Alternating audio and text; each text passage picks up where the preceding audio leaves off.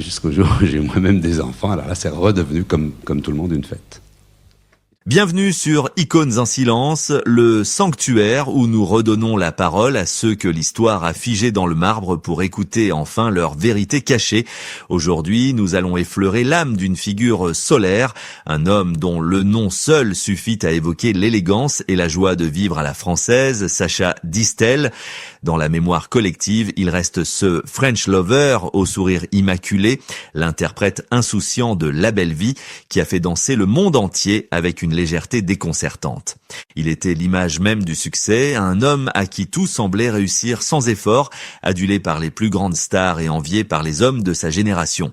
Pour vous, pour nous tous, il était l'éternel monsieur Scooby-Doo, celui qui n'avait pas le droit d'être triste, mais ce que le grand public ignorait, c'est que ce sourire légendaire, ce sourire qui valait des millions, n'était pas seulement une expression de joie, c'était une forteresse imprenable construite pour dissimuler une tragédie intime dévastatrice. Comment une telle icône a-t-elle pu porter un fardeau aussi écrasant sans jamais laisser paraître la moindre faille durant ses apparitions télévisées? La réalité est brutale, car derrière les projecteurs aveuglants et les costumes sur mesure, Sacha Distel vivait avec une malédiction qu'il a gardée jalousement secrète pendant près de 20 ans. Tout a basculé un jour fatidique de 1985, un moment charnière où le rêve s'est fissuré pour laisser entrer une obscurité que personne n'avait vu venir. Alors que le monde continuait d'exiger de lui de la bonne humeur et des chansons d'amour, l'homme en coulisses se battait contre des démons silencieux, rongés par une culpabilité tenace et une lutte physique acharnée que nous ne découvrons pleinement qu'aujourd'hui. Qui a décidé qu'une idole n'avait pas le droit de pleurer, de vieillir ou de commettre des erreurs? Au crépuscule de sa vie, Sacha a fini par briser ce silence assourdissant, révélant que la gloire est parfois une prison dorée dont on ne sort jamais indemne. Restez avec nous, car l'histoire que nous allons vous raconter n'est pas celle que vous avez lue dans les magazines. C'est le récit poignant d'un homme qui a sacrifié sa propre humanité pour préserver votre rêve intact. Pour comprendre la tragédie qui se dessine, il faut d'abord revivre l'éblouissement. Remontons le temps jusqu'au Paris vibrant des années 50, une époque où l'air de Saint-Germain-des-Prés était saturé de fumée de cigarettes et de notes de jazz. Avant d'être une star de la variété, Sacha Distel était un prodige, un guitariste de jazz exceptionnel adoubé par les plus grands maîtres américains comme Dizzy Gillespie. La musique coulait dans ses veines, héritage de son oncle Ray Ventura, et il semblait destiné à une carrière prestigieuse mais confidentielle, réservée aux initiés des caves parisiennes. C'était un musicien pur, un artiste qui vivait pour la note juste, loin du tumulte des magazines People. Mais le destin, sous les traits d'une femme, en a décidé autrement. Sa rencontre avec Brigitte Bardot a été l'étincelle qui a mis le feu aux poudres, propulsant le jeune musicien timide dans l'œil du cyclone médiatique mondial. Du jour au lendemain, il n'était plus seulement le guitariste talentueux, il devenait le fiancé de la femme la plus désirée de la planète, l'homme que tous les autres jalousaient. Cette idylle fulgurante a transformé son existence en un spectacle permanent. Sous l'impulsion de cette notoriété soudaine, Sacha a posé sa guitare pour saisir le micro, et c'est là que le phénomène est né, avec une simple chansonnette aux paroles presque enfantines, Scooby-Doo. Il a conquis le cœur d'une France qui avait désespérément besoin de légèreté après les années sombres de la guerre. Ce titre, qui aurait pu n'être qu'un succès sans lendemain, est devenu l'hymne d'une génération. Sacha Distel incarnait alors le gendre idéal, ce jeune homme bien élevé, toujours souriant, à l'élégance naturelle qui rassurait les mères et faisait rêver les filles. Sa voix de velours, caressante et chaleureuse, s'est imposée comme la bande originale des 30 Glorieuses. Lorsqu'il compose et interprète La Belle Vie, la consécration est totale. Cette mélodie traverse les frontières, reprise plus tard par Frank Sinatra sous le titre The Good Life, installant définitivement Sacha au panthéon des crooners internationaux, aux côtés des plus grands. À cet instant précis, Sacha Distel est au sommet du monde. Il est l'ambassadeur du charme français, invité sur tous les plateaux télévisés de Londres à New York, où son accent so Frenchy fait des ravages. Chaque apparition est une leçon de style, chaque sourire est une promesse de bonheur. Le public le voit comme un être solaire, intouchable, un homme pour qui la vie est une suite ininterrompue de succès et de plaisir. Il remplit les salles de concert, enchaîne les tubes comme Toute la pluie tombe sur moi et devient une figure familière, presque intime, pour des millions de foyers qui l'invitent dans leur salon à travers le petit écran. Il est la preuve vivante que l'on peut tout avoir, le talent, la beauté, l'amour et la gloire. Pourtant, au milieu de cette euphorie collective, une vérité plus sombre commençait à germer. Ce que personne ne remarquait dans l'éclat aveuglant des projecteurs, c'est que ce rôle de Monsieur Bonheur commençait à devenir une cage dorée. Car pour maintenir cette image de perfection, Sacha devait enfouir ses propres doutes, ses frustrations d'artiste parfois incompris et surtout, il devait accepter que son sourire ne lui appartenait plus, il appartenait désormais au public. Et comme nous allons le voir, lorsque les premières fissures sont apparues, ce même public qui l'avait porté au nus n'était pas prêt à accepter que son idole puisse saigner. Pourtant, il existe une loi cruelle dans le monde du spectacle qui veut que la lumière la plus vive projette toujours l'ombre la plus noire.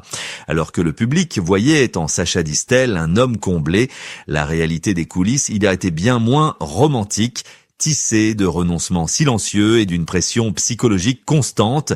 Devenir une idole populaire avait un prix exorbitant, la perte progressive de sa propre identité. Peu à peu, l'industrie musicale, cette machine vorace qui ne jure que par les chiffres de vente, a commencé à enfermer Sacha dans le personnage qu'elle avait créé pour lui. Les producteurs et les directeurs artistiques ne voulaient plus entendre le guitariste de jazz virtuose qui sommeillait en lui. Ils voulaient du Scooby-Doo, encore et encore. Ils exigeaient des mélodies faciles, des refrains entêtants qui se vendraient par millions, reléguant sa véritable passion, celle d'une musique complexe et profonde, au rang de simple hobby. Imaginez la douleur sourde d'un artiste forcé de simplifier son art pour ne pas perdre l'amour de son public, contraint de jouer un rôle de charmeur léger alors que son âme aspirait à une reconnaissance plus sérieuse. Sacha s'est retrouvé piégé dans un tourbillon infernal d'obligations contractuelles et d'attentes médiatiques. Son emploi du temps ne lui appartenait plus, dicté par des managers avides qui voyaient en lui une poule aux œufs d'or inépuisables.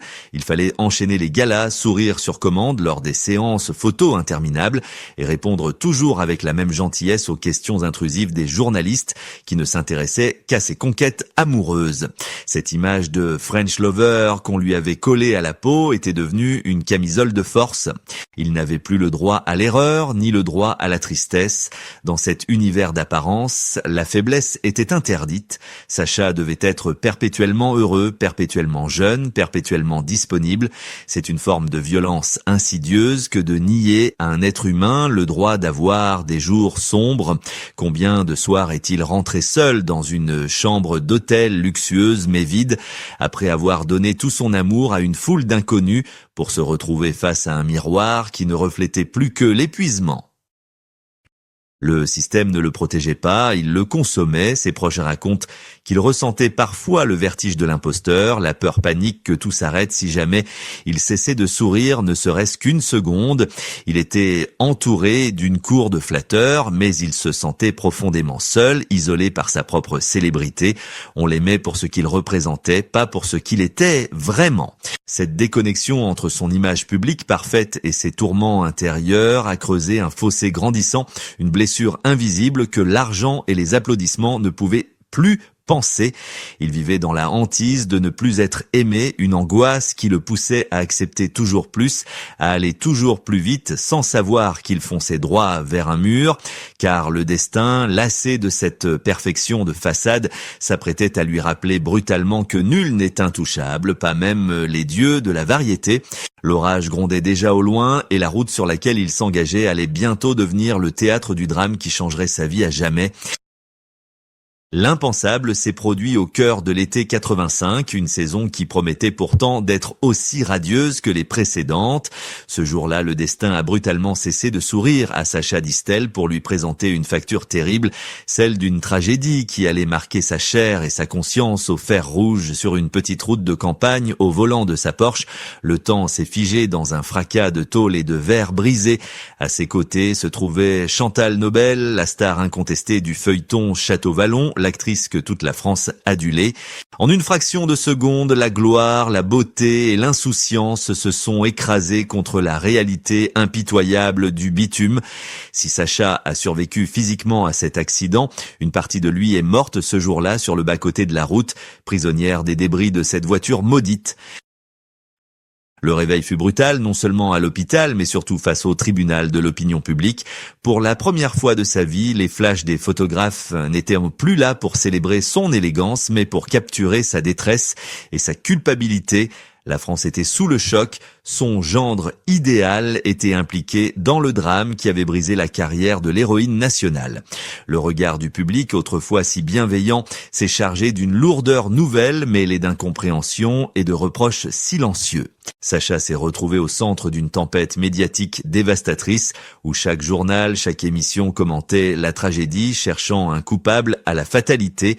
Il a dû affronter non seulement la justice des hommes, qui l'a condamné à une peine avec sursis, mais surtout le jugement implacable de sa propre conscience. Comment continuer à chanter la belle vie quand on se sent responsable d'avoir assombri le destin d'une autre ? Ce drame a marqué une rupture définitive dans sa trajectoire, l'industrie du spectacle, prompte à tourner le dos à ceux qui ne brillent plus assez fort, a commencé à s'éloigner. Les invitations se faisaient plus rares, les sourires plus crispés. Sacha s'est senti abandonné, isolé dans une tourmente morale que personne ne pouvait vraiment comprendre. Il ne s'agissait plus de gérer une carrière, mais de survivre à la honte et au remords. Il a tenté de garder la tête haute, de continuer à faire son métier par dignité, mais quelque chose s'était cassé à l'intérieur. C'était le début d'une longue traversée du désert, une période sombre où l'homme qui avait passé sa vie à chercher la lumière s'est retrouvé seul face à ses ombres, sans savoir que ce traumatisme psychologique n'était que le prélude à une autre bataille, encore plus intime et plus douloureuse, qui attendait patiemment son heure pour se révéler. Mais le véritable combat, celui qui allait consumer ses dernières forces et le pousser à briser enfin le silence, se jouait loin des tribunaux, dans le secret glaçant des cabinets médicaux. Durant les 2 dernières décennies de sa vie, alors que le monde le croyait simplement retiré ou vieillissant, Sacha Distel menait une guerre clandestine contre un ennemi invisible et impitoyable, la maladie. Le destin, avec une ironie cruelle, a décidé de s'attaquer à ce qu'il avait de plus précieux, son visage et sa voix. Lui, l'homme à la beauté solaire, a dû affronter le cancer de la peau et de la thyroïde, une lutte dévastatrice qui menaçait de défigurer l'icône que la France chérissait tant. Pendant des années, il a choisi de se taire, appliquant la règle d'or du show business qui exige que le spectacle continue, coûte que coûte. Il montait sur scène, le corps meurtri par les traitements, le visage maquillé pour cacher les cicatrices, offrant encore et toujours ce sourire éclatant qui était devenu sa marque de fabrique, alors qu'à l'intérieur, il hurlait de douleur et de peur. Ce n'est qu'au crépuscule de son existence, sentant ses forces l'abandonner, que Sacha a décidé de commettre l'acte le plus courageux de sa carrière. Il a posé le masque. Dans une ultime confession, à travers ses mémoires et ses dernières interviews, il a enfin osé nommer les choses, brisant l'image lisse du chanteur insouciant pour révéler l'homme blessé. Il n'a pas accusé des individus, non, sa classe naturelle le lui interdisait. Au lieu de cela, il a pointé du doigt un système bien plus vaste et plus tyrannique, la dictature de l'apparence. Avec une lucidité bouleversante, il a avoué que le métier de Sacha Distel était devenu un fardeau trop lourd à porter pour un seul homme.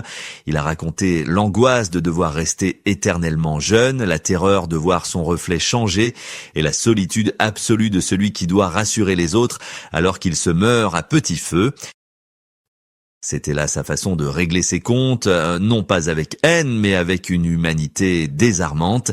Il a avoué avoir eu peur, il a avoué s'être senti petit face à la mort, il a avoué que derrière les paillettes, il y avait des nuits d'insomnie et des larmes versées en cachette. En révélant sa fragilité, il a repris le pouvoir sur sa propre histoire, il a cessé d'être une simple image sur papier glacé pour redevenir un être humain, faillible et mortel.